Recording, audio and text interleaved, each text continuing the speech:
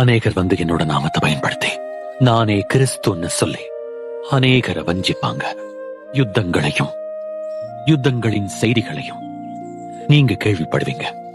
இது எல்லாம் சம்பவிக்க வேண்டியது. ஆனாலும் முடிவு உடனே வராது.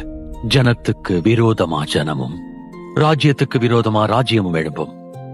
பஞ்சங்களும் கொள்ளை நோய்களும் பூமி எதிர்ச்சிகளும் பல இடங்கள்ல உண்டாகும். இது எல்லாமே வேதனைகளுக்கு ஆரம்பம். அப்ப உங்களை உபத்திரவங்களுக்கு ஒப்பு கொடுத்து உங்களை கொலை செய்வாங்க.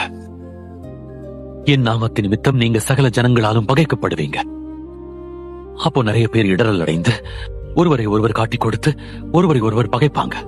நிறைய கள்ள தீர்க்க தரிசிகளும் எழும்பி அநேகரை வஞ்சிப்பாங்க. அக்கிரமம் அதிகமாறதால அநேகருடைய அன்பு தணிஞ்சு போகும். ஆனா கடைசி வர நிலை நிற்பவன் தான் ரட்சிக்கப்படுவான்.